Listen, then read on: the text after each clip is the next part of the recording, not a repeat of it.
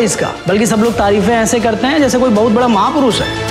ये राक्षस हादसे में नहीं मरा। उसकी मेडिकल रिपोर्ट में 4 हड्डियां और 2 पसलियां। Hai everyone, welcome to Om Brewok Story. Semoga kalian sehat selalu dan diberikan rezeki yang berkah ya. Kali ini Om akan membahas alur cerita film trailer misteri penuh plot twist yang berjudul Bakhwat Chapter 1 Raksa. Film ini diangkat dari kisah nyata tentang misteri hilangnya seorang cewek yang dikira kawin lari sehingga membuat kerusuhan besar antara komunitas Hindu dan Muslim. Tapi pas ditelusuri lebih dalam, kasus ini nggak sesimpel yang dikira. Banyak gadis yang juga hilang dengan modus yang sama persis. Oh ya, sebelum itu, mungkin kalau suara Om agak parau, sorry ya, Om lagi not delicious body alias nggak enak badan. So, mau tau nggak ada misteri apa di film ini? Langsung aja, bumper Om Brewok Story.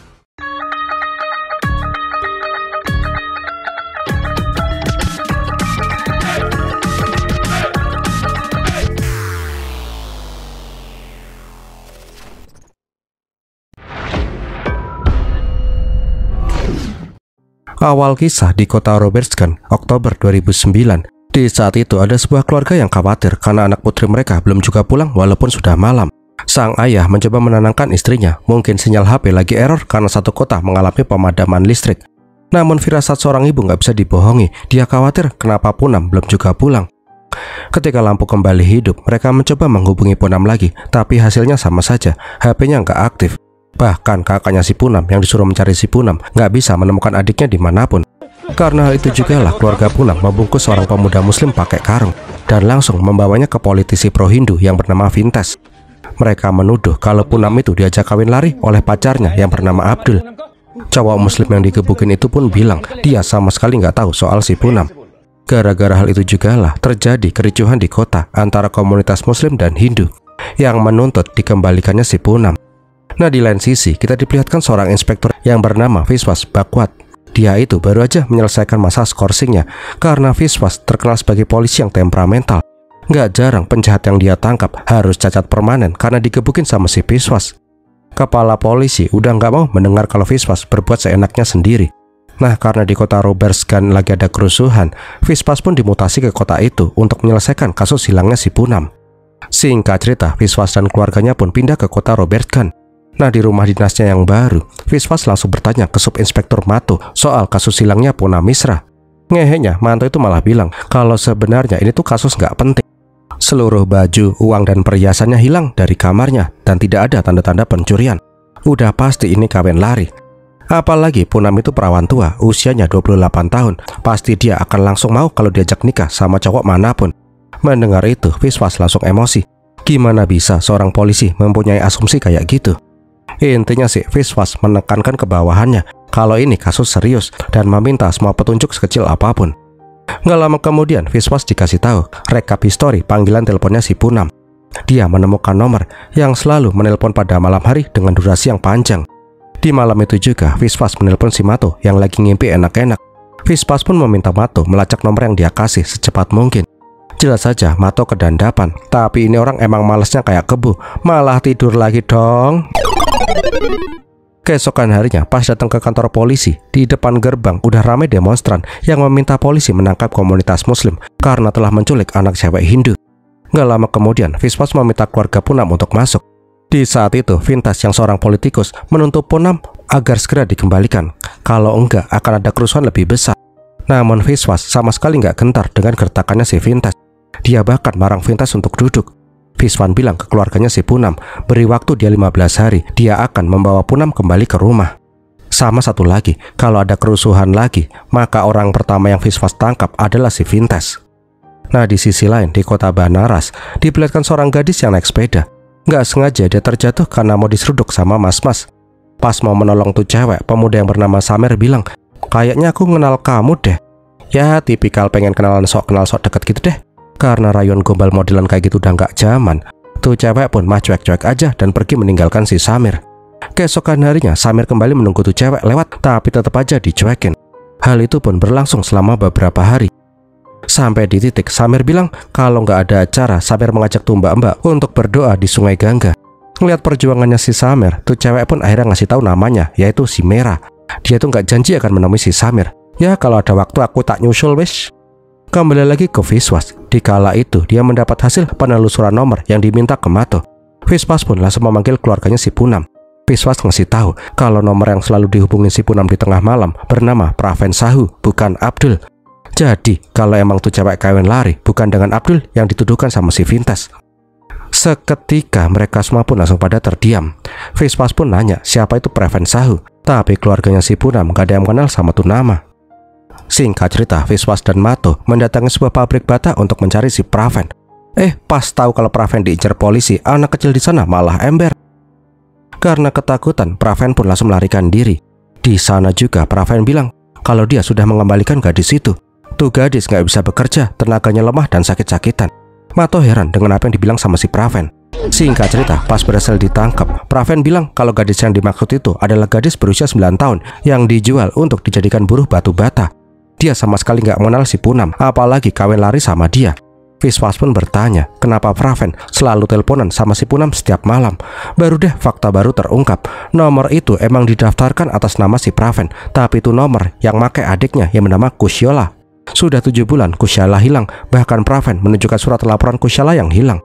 Jelas hal itu membuat si Viswas jadi tambah puyeng. Nah, di lain sisi, Samer menunggu merah di tepi sungai Gangga. Lihat kelakuan Samer yang joget-joget sama boneka membuat dia pun ketawa. Singkat cerita, mereka pun cerita tentang kehidupan mereka masing-masing. Tapi tiba-tiba keluarganya si Merah menggerebek. Mereka itu nggak suka melihat Merah berhubungan dengan cowok nggak jelas.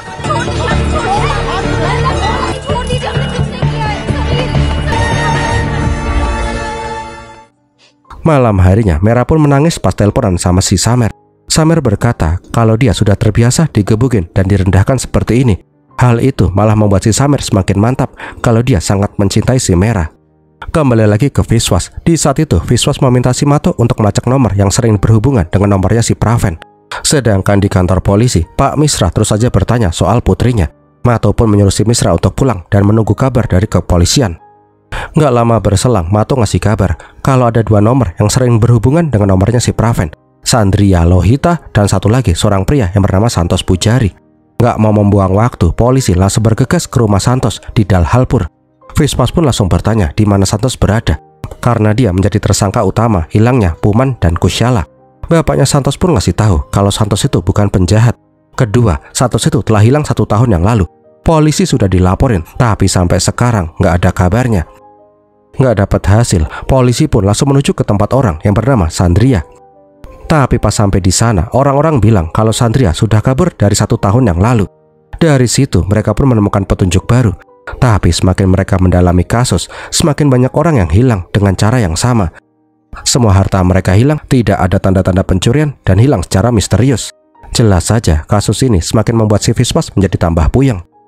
Nah, pas makan malam, Matos bertanya kenapa Viswas sangat terobsesi dengan kasus hilangnya cewek-cewek ini. Toh banyak kasus hilang yang udah berjalan bertahun-tahun. Mato juga bercerita di tahun 84 juga ada kasus persis kayak gini. Ada 13 anak cewek yang hilang. Pas ditelusuri, ternyata mereka itu ikut sekte sesat. Semua anak cewek itu bundir bareng untuk ritual sekte sesat. Mendengar itu, Viswas pun langsung terdiam. Dia berkata di saat kejadian itu usianya baru 17 tahun dan Mona berusia 13 tahun. Di kasus itu tidak ada seorang gadis pun yang ditemukan jasadnya.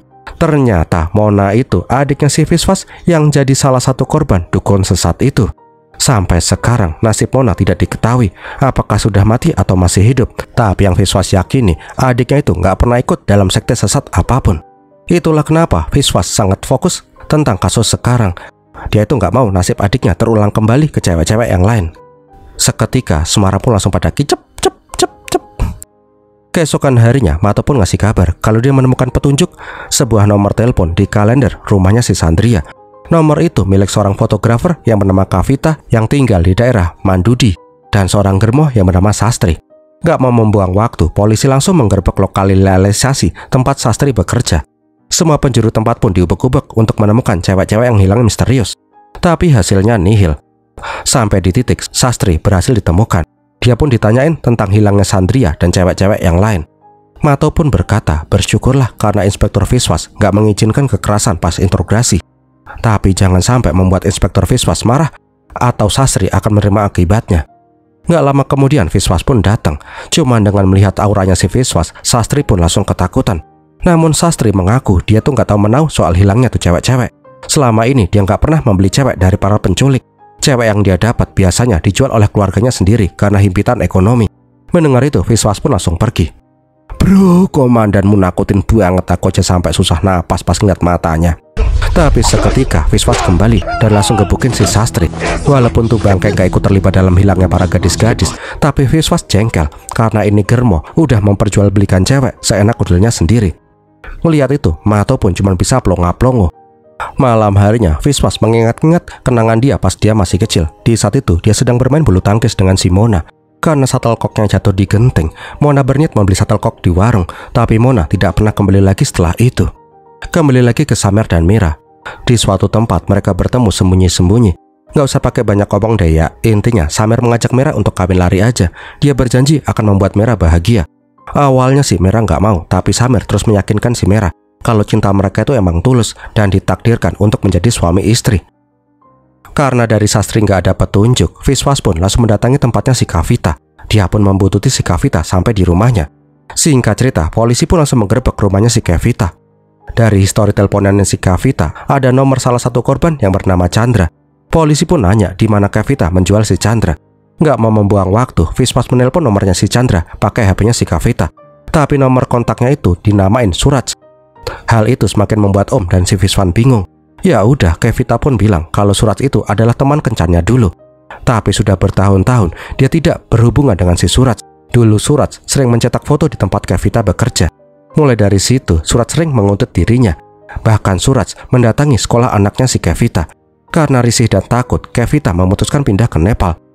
Dan beberapa bulan yang lalu, dia baru pulang ke India lagi. Penasaran dengan foto apa yang dicetak sama si Suraj, Kavita mencetak lagi roll film yang belum sempat diambil sama si Suraj.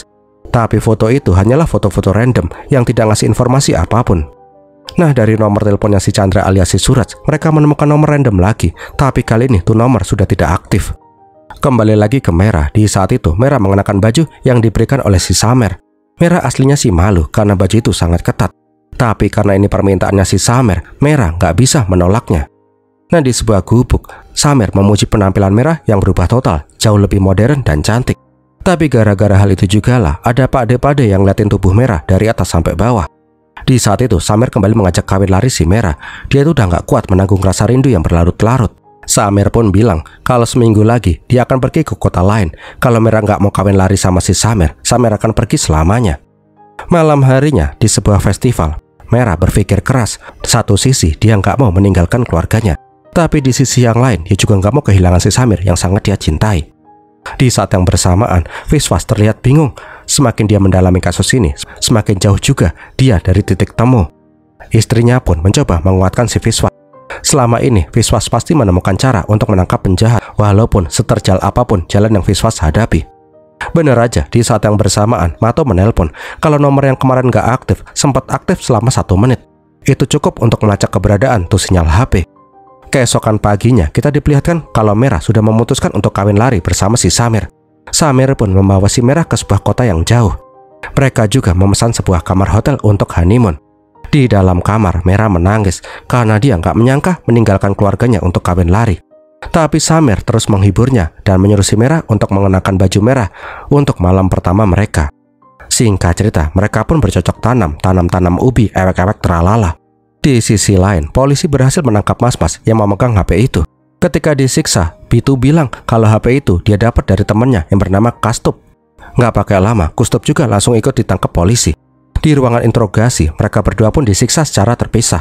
Intinya sih, dari interogasi itu, Kastup bilang kalau sebelum ini dia sempat ribut sama seorang pria di jalan. Mereka sempat berkelahi. Di saat orang pergi dengan skuter matic yang ada foto politisi di belakangnya, Kastup pun sadar HP itu orang terjatuh. Jengkel karena itu, Kastup langsung mengambil tuh HP dan menjualnya ke Bitu.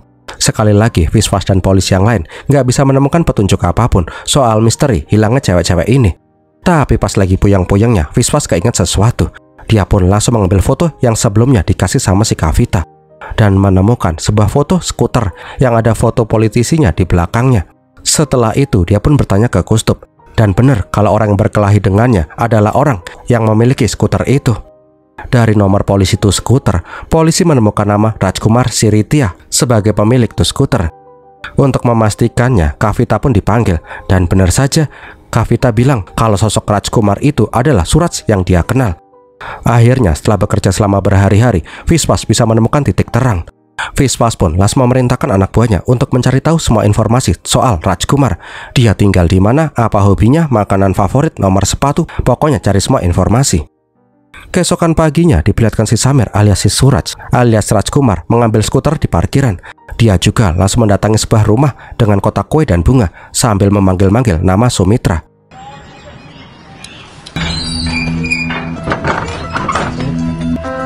Sumitra यार। Karena Sumi nggak ada di rumah, Kumar pun langsung panik. Ternyata Sumi itu cuman pergi ke pasar sebentar. Rupanya Sumi itu adalah istrinya si Rajkumar. Rajkumar yang baru pulang dari dinas luar langsung memasangkan perhiasan untuk istri tercintanya itu.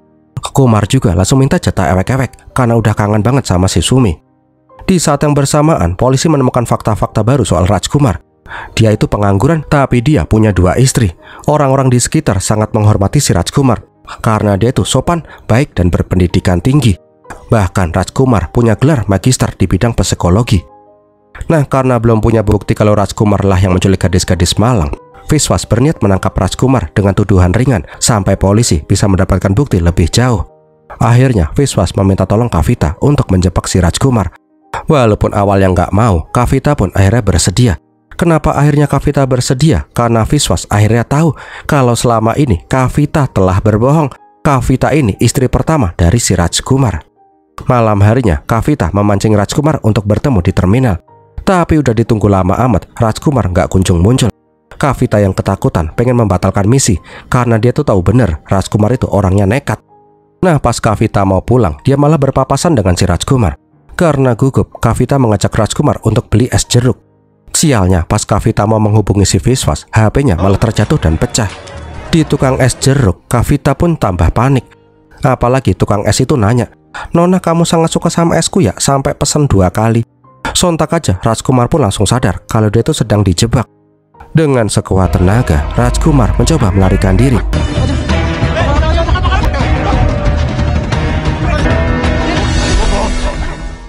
Tapi sayangnya, dia berhasil tertangkap. Pas mau digelandang, Rajkumar menatap Kavita dengan dalam dan bertanya sambil tersenyum, "Kamu nggak apa-apa kan?" Yang membuat si Kavita semakin ketakutan. Nah, di kantor polisi, Kumar pun disuruh melepaskan semua pakaiannya, bahkan kolornya juga harus dibuka. Di kondisi bukil, Rajkumar diinterogasi, tapi ini orang sama sekali nggak mau mengaku kalau dia penculik cewek-cewek yang hilang. Sadar ini orang berpendidikan tinggi dan sangat susah diprediksi, Viswas sadar kekerasan tidak akan membuahkan hasil. Mereka harus menghancurkan mental Rajkumar terlebih dahulu. Viswas pun memerintahkan agar tidak memberikan Rajkumar makan, minum, ataupun tidur selama 2 hari ke depan. Bener aja, setiap Rajkumar mau tidur, dia pun langsung dibangunin. Di saat yang bersamaan, rumah Sumitra pun digeledah sama polisi. Di sana, polisi menemukan beberapa perhiasan. Dari perhiasan yang ditemukan di rumah, ada beberapa perhiasan yang Sumitra sama sekali nggak tahu kalau suaminya punya perhiasan itu. Dari perhiasan itu juga lah Viswas langsung menyocokkan dengan perhiasan yang dikenakan oleh korban-korban dan hasilnya matching. Di hari ketiga, Rajkumar pun disuruh menghadap si Viswas. Dia bertanya di mana Rajkumar mendapatkan semua perhiasan-perhiasan itu. Karena Rajkumar tetap aja membisu, Viswas langsung menyuruh si Mato mengurung ini orang 2 hari lagi. Jelas saja Kumar pun protes. Menurut hukum, dia itu bisa ditahan kalau ada bukti, sedangkan dia nggak tahu salahnya apa.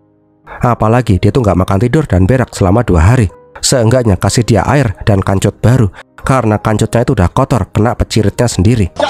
Seketika Viswas langsung melempar air ke kancutnya si Rajkumar. Sekarang kancutnya si Kumar sudah tercuci dan dia juga bisa minum air dari kancutnya itu. 2 masalah selesai sekaligus. Keesokan harinya, 2 istri Rajkumar pun didatangkan. Kavita dan Sumitra saling menyalahkan. Yang paling vokal tentu aja si Sumitra. Dia nggak percaya suaminya itu penjahat. Sumitra juga menyalahkan si Kavita. Pokoknya saling salah-salahan deh. Namun Viswas menyela, nggak peduli siapa yang salah, mereka bertiga akan dipenjara. Karena diduga tahu tentang penculikan yang dilakukan oleh si Rajkumar, tapi malah membiarkannya. Jelas saja mereka berdua pun kompak kalau mereka berdua itu nggak tahu menau soal Rajkumar yang menculik cewek-cewek di luar sana. Di saat itu, Kavita dan Sumitra pun diperbolehkan pulang. Namun Viswas menyuruh anak buahnya membawa mereka melewati sel tahanannya si Kumar. Di saat melihat si Sumitra, Kumar terlihat panik dan bucin parah. Dia mencoba menjelaskan kalau dia tuh nggak bersalah. Bahkan dia meminta si Kavita untuk membujuk si Sumitra kalau dia tuh nggak bersalah. Ngelihat suaminya cuma mementingkan si Sumitra, Kavita pun jadi jengkel dan udah nggak peduli lagi sama si Rajkumar. 1 hari kemudian, Rajkumar dipanggil Viswas lagi. Viswas bertanya, apakah Rajkumar udah mau ngaku atau pengen kekacauan lebih lanjut. Namun Rajkumar tetap aja kekeh, dia itu nggak melakukan apapun yang salah.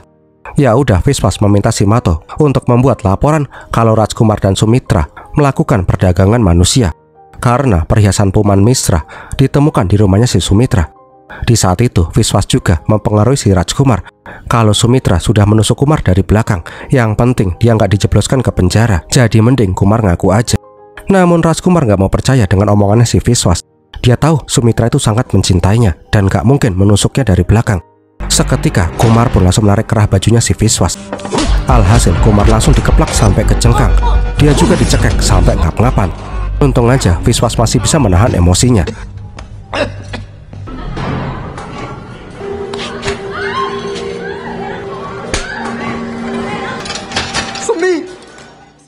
Keesokan harinya, Rajkumar mendengarkan suara teriakan dan erangan kesakitan dari Sumitra. Kumar memohon agar Sumit tidak disakiti. Pas dibawa melewati selnya si Kumar, Sumit terlihat bengong seperti mayat hidup dan tidak memperdulikan si Kumar sama sekali. Hal itu membuat hati Kumar menjadi hancur. Di malam harinya, Sumit meminta penjaga untuk mempertemukannya dengan si Viswas.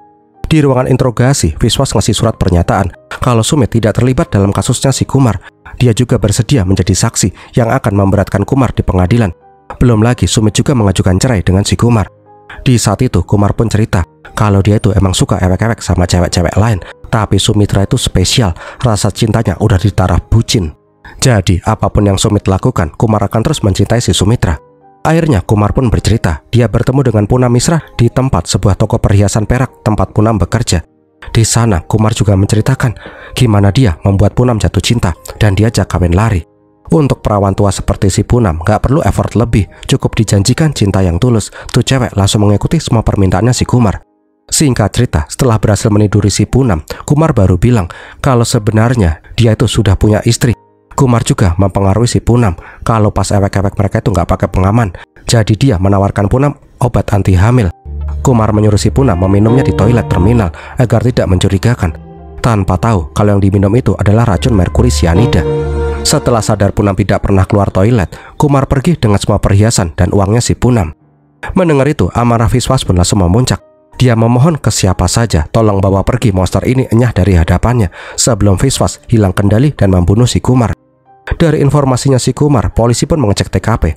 Ternyata benar, seminggu yang lalu ditemukan mayat di toilet terminal tanpa identitas. Karena tidak ada yang mengambil dan kondisi mayat semakin membusuk, polisi di sana mengkremasi tubuhnya si Punam. Karena gagal dalam misinya, Viswas pun memohon maaf ke keluarga Misra karena dia telah gagal menepati janjinya ke keluarga itu. Mendengar putrinya telah tiada, Misra pun meminta si Viswas untuk segera pergi.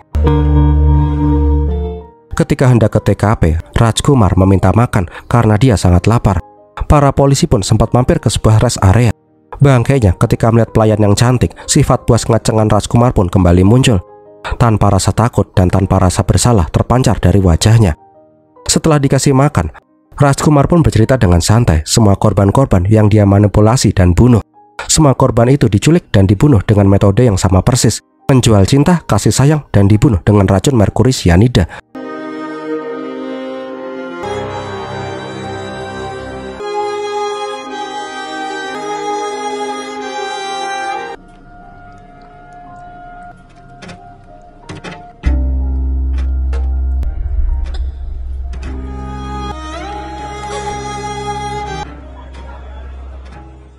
Karena semua pengakuan Rajkumar, dia pun dibawa ke pengadilan. Tapi tak ada rasa takut ataupun bersalah ketika Rajkumar dibawa ke pengadilan.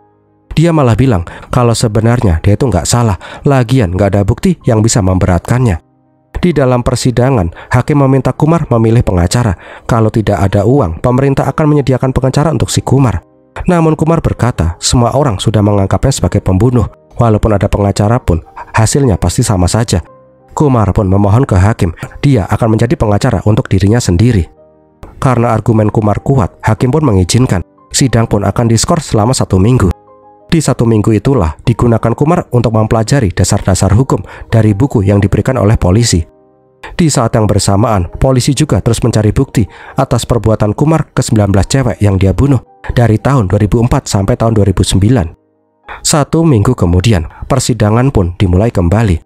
Jaksa penuntut umum menjelaskan semua bukti yang bisa memberatkan si Rajkumar sebagai pembunuh Poonam dan cewek-cewek yang lain. Ketika saksi didatangkan, Rajkumar langsung mengkonter semua ucapan dari saksi. Dia mempermainkan kata-kata dengan lihai sehingga membuat saksi tidak bisa berkata-kata lagi. Belum lagi, bukti yang sekarang di pengadilan tidak cukup kuat untuk menjerat Kumar sebagai pembunuh. Nah, karena di sidang pertama Rajkumar bisa melenggang bebas, polisi kembali mencari bukti dan info ke orang-orang terdekatnya si Rajkumar. Salah satu teman sekolah Rajkumar mengatakan kalau Rajkumar itu punya photographic memory. Dia tidak akan lupa dengan apa yang dia lihat. Sejak kecil, dia sudah menjadi anak yang jenius dan mudah bergaul. Singkat cerita, sidang kedua pun digelar. Tapi kembali lagi, malah si Kumar lah yang mengendalikan sidang. Semua bukti dan saksi yang dibawa, nggak ada yang bisa menegaskan kalau Rajkumar bersalah. Bingung kudu gimana, Viswas menyuruh si Mantos mencari sumber racun merkuri yang digunakan Kumar untuk membunuh. Tapi sudah diubuk-ubuk seluruh penjuru negara bagian, nggak ada yang mau masuk racun itu ke Kumar. Jaksa pun bilang ke Viswas, kalau terus seperti ini, Kumar gak akan bisa dihukum sebagai pembunuh, melainkan cuma dihukum pasal penipuan yang maksimal hukumannya cuma 5 tahun.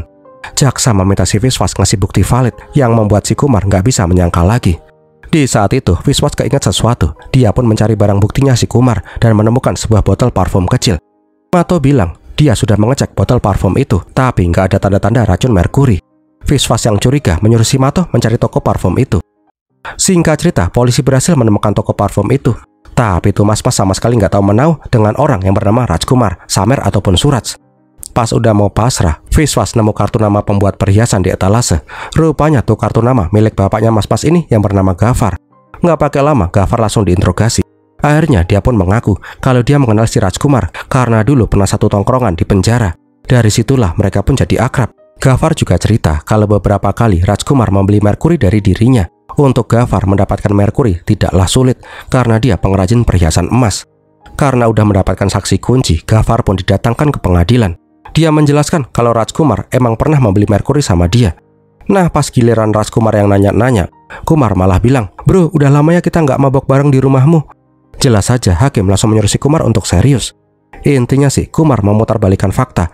Dia meminta bukti kalau dia pernah membeli racun merkuri dari si Gafar. Gafar jelas saja nggak bisa membuktikan karena selama ini dia nggak pernah ngasih nota pas Kumar membeli merkurinya. Kumar juga bilang kalau menjual merkuri ke orang sipil tanpa lisensi merupakan perbuatan ilegal. Bahkan Kumar menyudutkan si Gafar sebagai pembunuh gadis-gadis itu karena Kumar punya akses racun merkuri dengan mudah. Karena disudutkan oleh si Rajkumar, pernyataan Gafar pun langsung berubah 180 derajat. Dia mengaku kalau Kumar itu nggak pernah membeli merkuri dari dirinya. Kumar cuma numpang mabuk aja di rumahnya ketika berkunjung. Sekali lagi, Kumar bisa membuat Viswas geleng-geleng kepala. Karena udah nggak tahu harus gimana lagi, Viswas punya niat menembak mati si Rajkumar ketika dia masih punya kesempatan. Viswas nggak rela monster seperti Kumar dihukum sebentar dan bisa kembali bebas. Tapi ujuk-ujuk, Viswas mengurungkan niatnya untuk membunuh si Kumar. Di malam itu juga, Viswas meminta anak buahnya untuk mendata hotel-hotel yang pernah dikunjungi oleh si Rajkumar. Setelah ditelusuri, ada satu hotel yang pernah dikunjungi Kumar. Tapi tidak ada kasus kematian misterius di daerah itu. Viswas dan yang lain pun langsung mendatangi hotel yang dimaksud. Setelah memastikan Kumar pernah ke sana, Viswas langsung mendatangi kantor polisi lokal. Di sana, Viswas mendapatkan sececah harapan. 4 tahun yang lalu, ditemukan seorang wanita misterius yang pingsan di toilet terminal. Tubuhnya membiru, tapi dia masih bernapas. Selama beberapa bulan dia tuh koma, tapi sekarang dia sudah sembuh total. Dari informasi polisi lokal, Viswas mendatangi rumah sakit di mana cewek itu dulu dirawat. Dokter yang pernah merawat cewek itu ngasih tahu kalau ada suster di sana yang menjadi teman dekat tuh cewek. Suster itu bernama Nalima. Nggak mau membuang waktu, Viswas mendatangi si Nalima. Nalima cerita kenapa Salu bisa selamat. Karena dari kecil Salu itu sangat membenci obat. Pas dia disuruh minum tablet racun, Salu cuma menjilatnya. Tapi seketika dia langsung pucat dan membiru. Cuman gara-gara menjilatnya sedikit, Salu bisa koma. Nah, pas Viswas mau menemui cewek yang bernama Salu itu, Nalima pun langsung melarang. Sekarang dia sudah hidup bahagia dengan suami dan anaknya. Kalau sampai polisi mendatanginya, nama aslinya bisa terekspos dan keluarganya bisa hancur. Mendengar itu, Viswas pun tambah curiga. Sebenarnya siapakah sosok si Salu ini? Setelah dibujuk, akhirnya Nalima pun gak bisa menolak lagi. Dan plot twistnya, Salu itu adalah si Merah. Jadi Merah itu bukan korban terakhir si Rajkumar, melainkan korban pertamanya si Rajkumar. Oh alah, plot twist cok. Di sebuah taman, Merah pun menolak. Dia sangat takut bila harus bertemu dengan si Rajkumar lagi. Apalagi sekarang dia sudah mengubur masa lalunya dan memiliki keluarga yang bahagia. Walaupun sudah memohon, Vishwas tetap tidak bisa memaksa si Meera. Sebelum pergi, Vishwas ngasih foto korban-korban tewas yang dibunuh oleh si Rajkumar. Gara-gara hal itu, Meera merasa amat dilema. Nasibnya dulu mungkin akan seperti mereka, tapi Tuhan masih sayang sama dia. Karena hal itu jugalah, Meera pun bilang ke suaminya soal masa lalunya. Suaminya pun tidak mengizinkan Meera untuk mendatangi persidangan. Tapi keputusan si Meera sudah bulat. Dia nggak mau ada korban lagi dari si Rajkumar. Singkat cerita, sidang terakhir pun digelar. Jaksa penuntut umum bilang ke hakim kalau dia tuh sangat malu karena dia nggak bisa memenjarakan monster ini dengan semua bukti yang dia miliki. Mendengar itu, Kumar hanya tersenyum puas. Namun seketika jaksa penuntut umum melanjutkan kalimatnya kalau senyuman Kumar akan berakhir di hari ini karena dia punya saksi kunci. Dan dipanggillah Salu Aswati alias Meera Babji. Seketika muka Kumar pun langsung berubah ketakutan. Dia nggak menyangka kalau Meera ternyata masih hidup. Ketika melihat ekspresinya si Kumar yang ketakutan, Vishwas cuma tersenyum dan pergi meninggalkan ruangan sidang. Dan filmnya pun berakhir. Bentar, nasibnya Kumar gimana ya? Di post after credit diceritakan kalau dengan kesaksiannya si Meera, Rajkumar tidak bisa mengelak lagi. Dia pun akhirnya dijatuhkan hukuman mati oleh pengadilan karena telah membunuh 19 wanita tidak bersalah. Selama 14 tahun, Kumar mencoba mengajukan banding, tapi selalu aja ditolak dan akhirnya dieksekusi mati. Film ini menjadi pengingat kalau predator ganas masih banyak berkeliaran di luar sana. So, untuk ciwi-ciwi, jangan mudah percaya ya sama cowok yang ngumbar janji-janji manis. Gimana film ini sob? Semoga menghibur ya. Kalau kalian suka silahkan like, komen, dan share. Jangan lupa di hype dan di subscribe ya. Kalau ada yang mau support Om bisa dengan super thanks. Om bakal terima kasih banget. Terima kasih juga udah nonton sampai di detik ini. Om Brewoks pamit dulu dan Pirmi Latihin.